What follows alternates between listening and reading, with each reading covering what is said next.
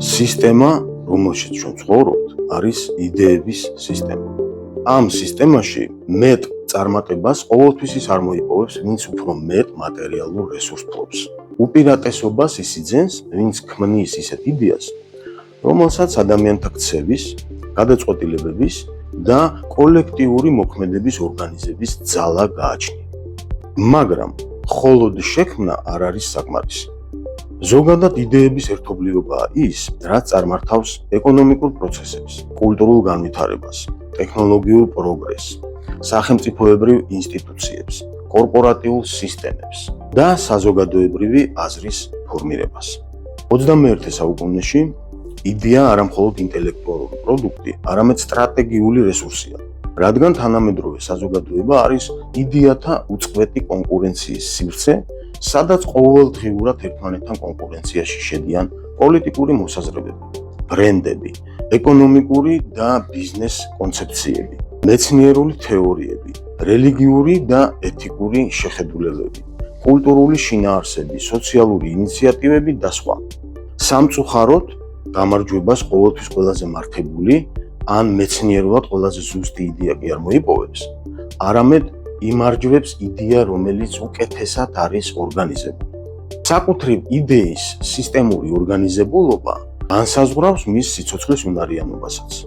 ნებისმიერ იდეას აქვს მისი არსებობის სასიცოცხლო ციკლი, რომელიც მოიცავს წარმოშობის, ფორმალიზაციის, ტესტირების, ზრდის, დომინირების, აქტუალურობის შემცირების და ტრანსფორმაციის ციკლებს. არც ერთი იდეა არ არის საბოლოო. ის უნდა განიცდიდეს ევოლუციას და პერმანენტულ კონცეპტუალურ განვითარებას, ისე რომ ძირითადი პრინციპები იგივე დარჩეს. ამრიგად, იდეა არ წარმოადგენს სტატიკურ ფენომენს, არამედ ის წარმოადგენს დინამიურ პროცესს.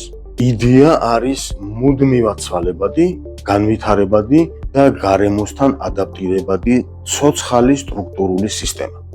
ამასთანავე, იდეა არ არსებობს განყენებულად და იზოლირებულად.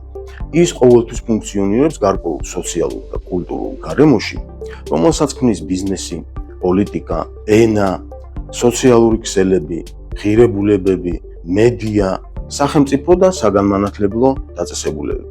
ანუ, ერთის მხრივ, ამ კონკურენტულ ეკოსისტემას ქმნის საზოგადოებრივი აზრი.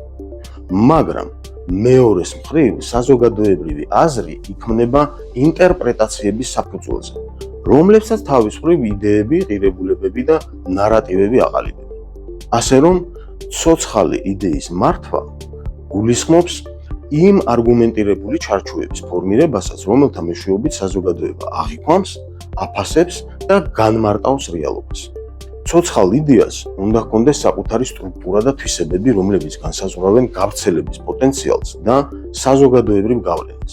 ღირებულებითი იერარქია, სიახლეების გენერირება, აღქმის ხელმისაწვდომობა, პრაქტიკული სარგებლიანობა, მასშტაბირების შესაძლებლობა, ნარატივების ინჟინერინგი, რეინჟინერინგი, რეაგირების პროდუქტიულობა, დაცვა, მდგრადობა დროისა და კონკურენციის მიმართ და სხვა ფუნქციონალური თვისებები განაპირობებენ იმას, რომ იდეა არის მართვის ობიექტი.